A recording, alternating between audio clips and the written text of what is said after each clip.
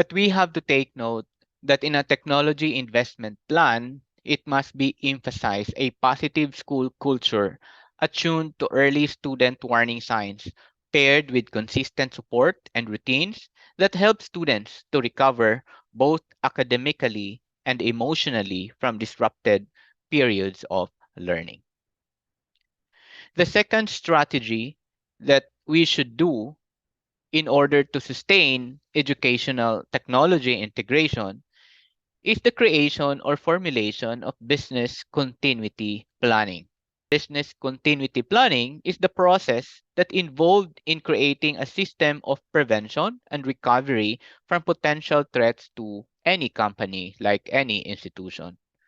The plan ensures that personnel and assets are protected and are able to function quickly in the event of disaster, just like the COVID-19 pandemic.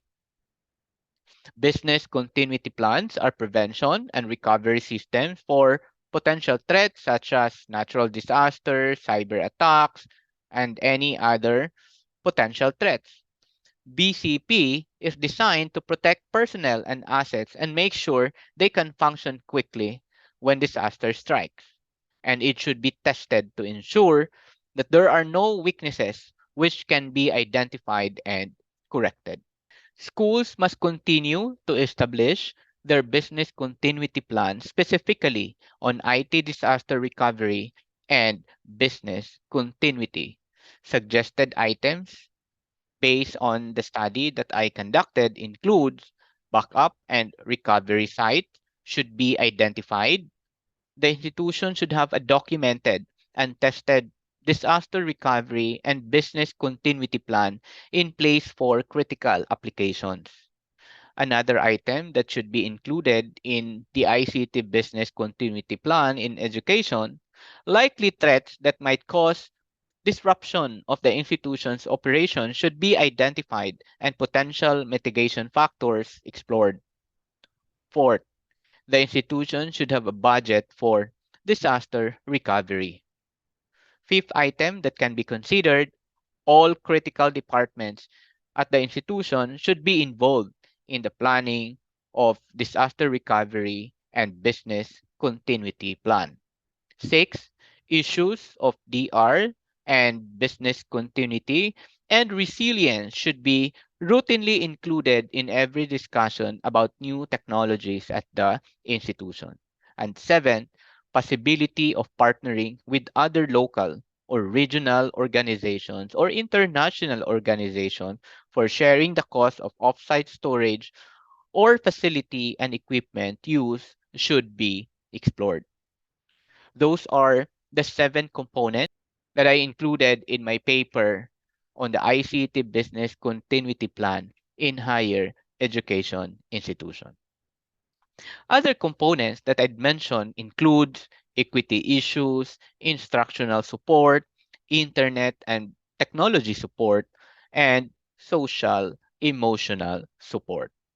Continuity plans for any education allows business to continue even if it is not the usual.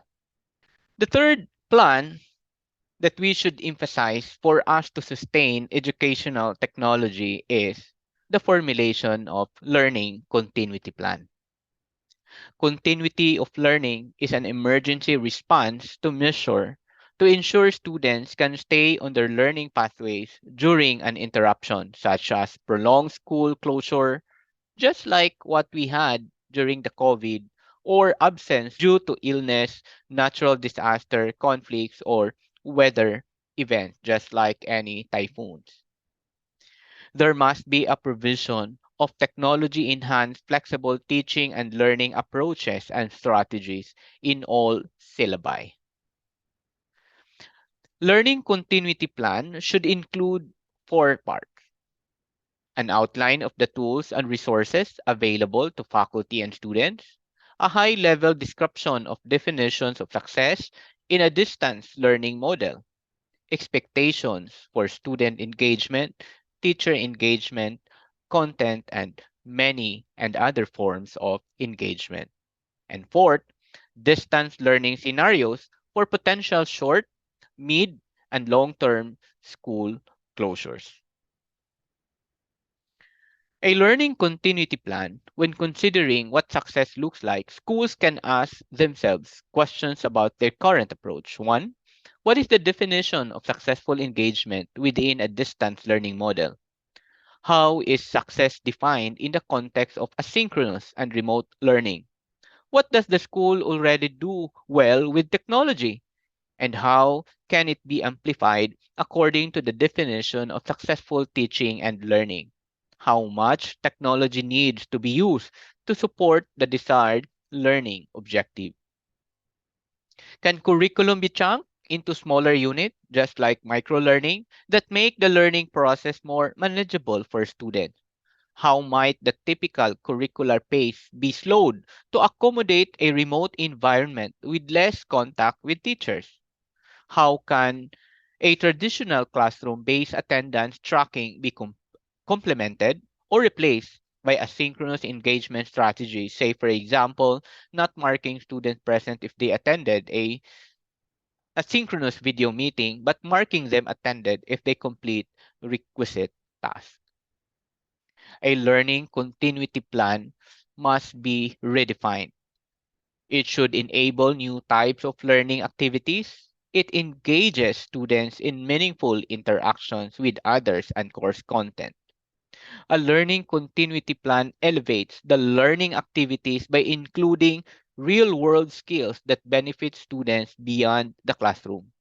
A learning continuity plan extends the time, the place, and ways that students can master learning objectives. Future proofing education is about achieving a certain level of digital resiliency where all of us possess the necessary, the basic, and minimum skills, knowledge, and competencies in integrating educational technology. Thank you for listening and God bless everyone.